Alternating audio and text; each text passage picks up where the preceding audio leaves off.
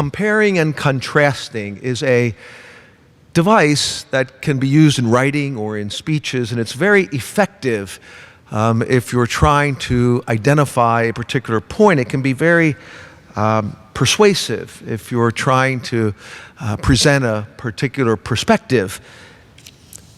And I think tonight in our readings on this last Sunday of Advent, we see that technique in a sense between our first reading and our gospel.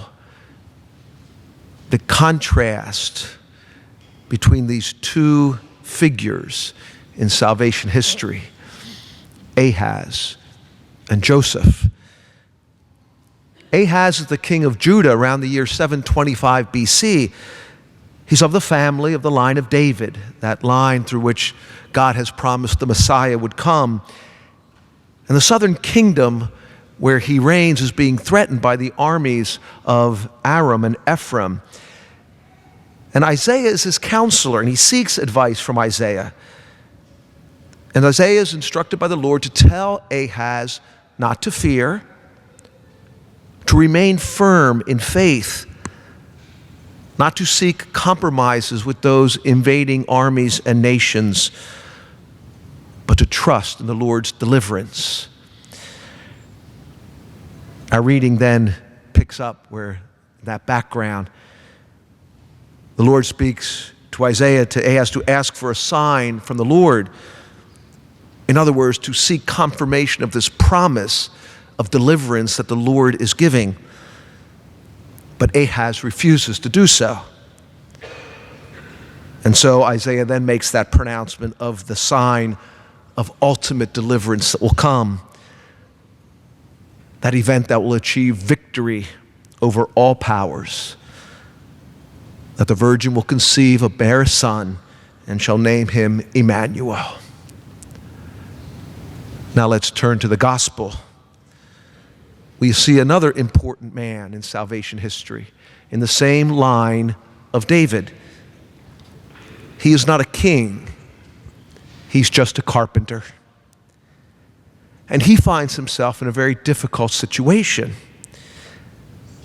But the things going on are not those seemingly involving kings and nations, but just the most important thing imaginable in the life of a man who is engaged to be married.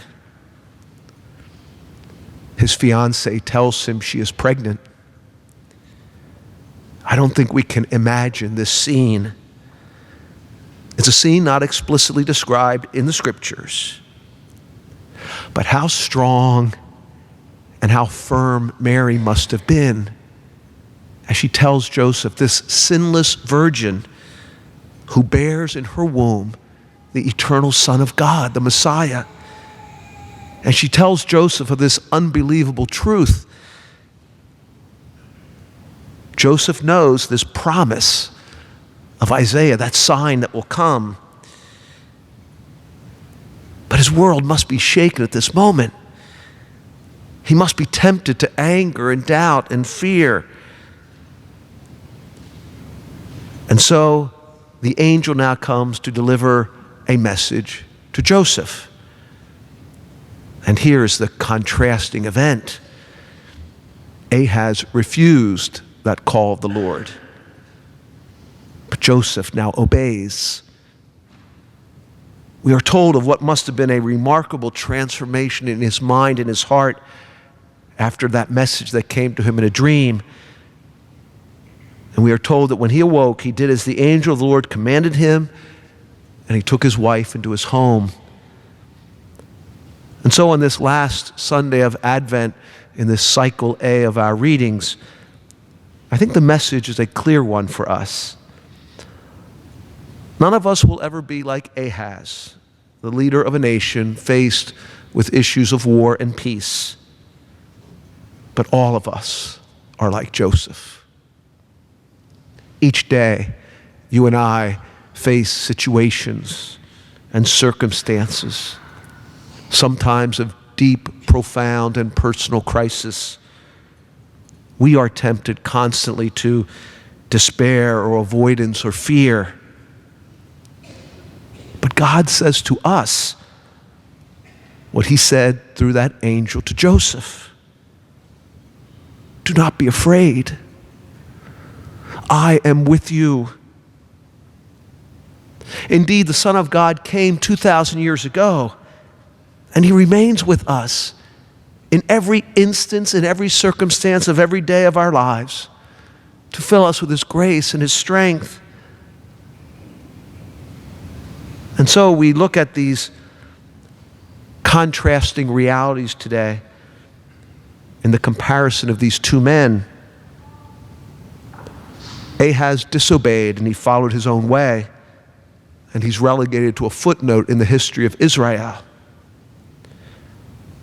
Joseph obeyed, even when what God called him to do seemed unbelievable. And he was given this incomparable grace to spend the rest of his life with Mary, the Mother of God. He was given the privilege to hold the Lord in his hands, to speak with him, to listen to him every day. And now he is in that eternal glory of heaven, interceding for all of us as the patron saint of the universal church.